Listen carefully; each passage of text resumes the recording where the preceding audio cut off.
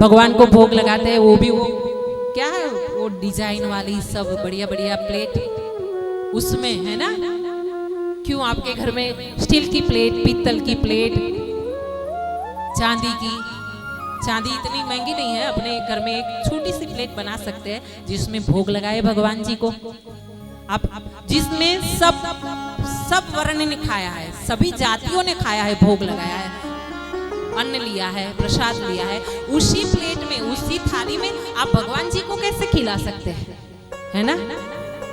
गलत, वो भोग नहीं खाएंगे भगवान। तो ये बताया गया है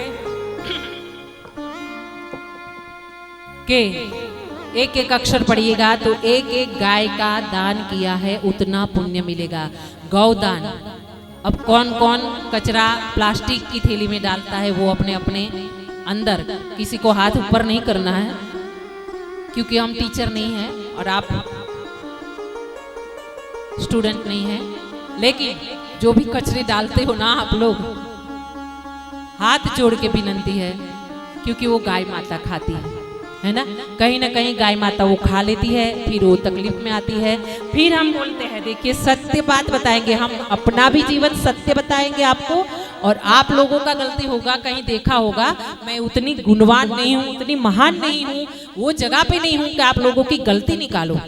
हाँ, लेकिन फिर भी हम यही बताएंगे आपको कि हम बोलते हैं कि गाय कटती है, गाय कसाई के पास जाती है ना। दोष किसका है? हमारा और आपका है। पहला दोष हमारा है, आपका है। पहले लोग गाय बांधते थे घर के आंगन में, अब कुत्ते बांधने लगे घर में। बांधने नहीं लगे, घर में ही रखते हैं, अपने बेड पे सुलाते हैं, उसको बाबू बाबू करके प्यार करते हैं, पप्पी करते हैं। हाँ, जबकि ग्रंथ में लिखा गया है, देवी भागवत में खास लिखा गया है, देवी भागवत पढ़िएगा, उसमें लिखा है अगर कोई कुत्ता को छू लेता है तो उसको गंगा जल से नहाना चाहिए, तब तक वो शुद्ध नहीं होता। हाँ, ये बात सही है, कुत्ता जैसा प्राणी कोई वफादार नहीं होता, इंसान भी नहीं, लेकिन उनकी एक जगह है, गौ माता की एक जगह है। फिर हम नहीं बोल सकते कि हम हिंदू हैं, हमारी गाय को तकलीफ हुई है, गाय माता को तकलीफ हुई है, तो हम सबका, एक एक इंसान का, है ना, सभी एक एक इंसान की ये फर्ज है, ये फर्ज है हमारा कि गाय माता की रक्षा करे, गाय माता का देखभाल करे जितना हो सके। जरूरी नहीं कि उनके पीछे पागल बन जाए, लेकिन जितनी हो सके, है ना। गौशाला में जो माताएं है, गौ माता, उनकी तो सेवा होती ही है, लेकिन जो आंगन में घूमती है ना, उसको कौन देखेगा। अच्छा, मैंने ये भी देखा हमारी सोसाइटी में कि हम ये देख रहे हैं, गौ माता को खाने देते, बछड़ा आता है ना, बछड़ा को तो मार के डंडा निकाल देते हैं, गंदा करेगा, सोसाइटी में गंदा हो जाएगा। सब जगह पे ब्लॉक लगवा लिए। अब मिट्टी कहाँ है? बच्चे पूछेंगे कि ये क्या है, मिट्टी उठा के एक दिन बच्चे पूछेंगे मम्मा ये क्या है, फिर हम बोलेंगे ये तो बेटा मिट्टी है, मिट्टी है, मिट्टी। ये दिन आने वाला है, लगभग आ चुका है ना। अब ब्लॉक लगा लिए, तपेगा, गर्मी लगेगी, फिर बारिश होगी तो बोलेंगे ज्यादा बारिश हो गई, जब धूप होगी तो बोलेंगे ज्यादा धूप हो गई, हाँ ठंडी होगी तो बोलेंगे ठंडी हो गई। अब अपने हमारे हिसाब से तो भगवान नहीं चलेंगे ना। जब हम उनके इशारे पे कभी नहीं चले, उनकी बात पे कभी नहीं चले, तो वो तो कहां से चलने वाले हैं। तीनों लोकों के नाथ है। बोलिए एक बार हाथ उठा के, कृष्ण कन्हैया लाल की जय, अपने अपने माता पिता की जय। धन्य भाग है आप कि आप सभी के माँ बाप ने, माता राम पिता राम ने ऐसे संस्कार दिए हैं कि आज आप लोग यहाँ बैठे हैं। पहले तो उनको वंदन करना चाहिए, है ना, क्योंकि माँ बाप संस्कार ना देते तो ये नहीं होता। पहला शिक्षक, पहली टीचर होती है माँ। हाँ, हमारे गुजरातियों में तो खास बोलते हैं कि माँ जैसा कोई टीचर नहीं है। और बहुत गुणी लोग तो ये भी बोलते हैं जननी जन तो भगत जन जे का दाता का सूर नहीं तर रे जे वाजड़ी तारु मत गुमा विष्णु।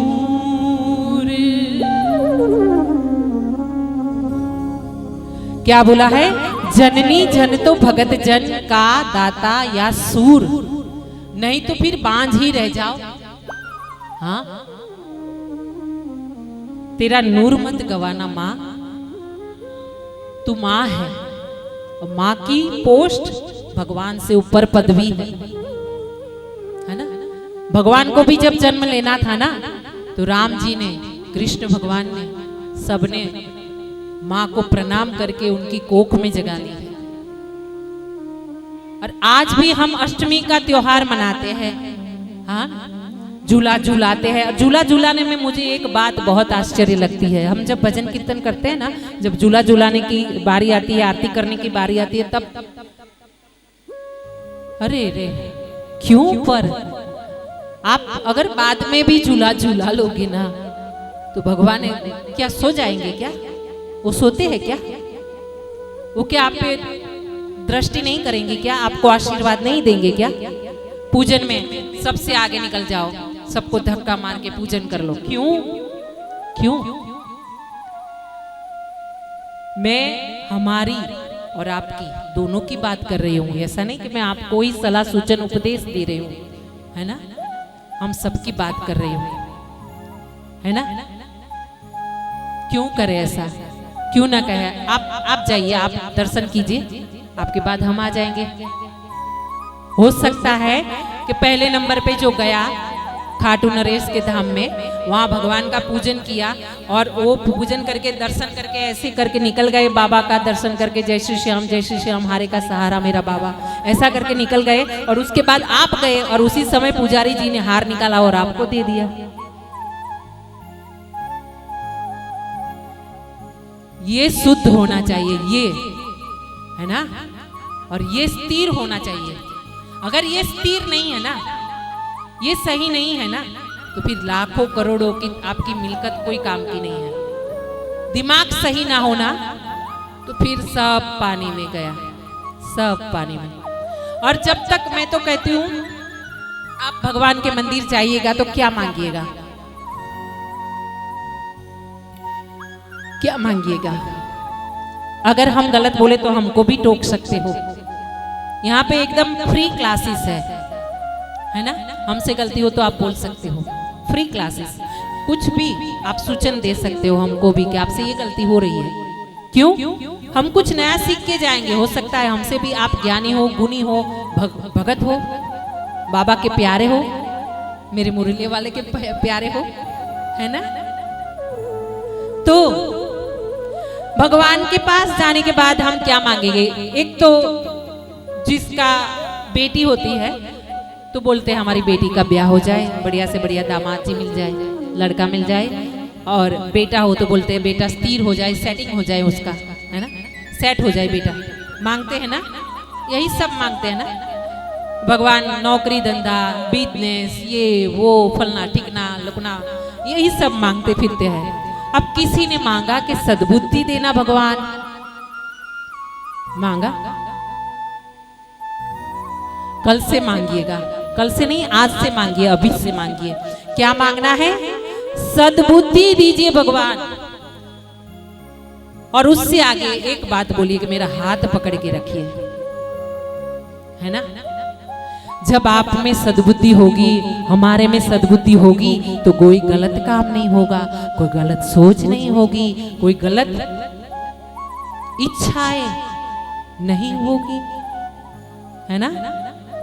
बोलिए कृष्ण कन्हैया लाल की जय, अपने अपने मात पिता की जय।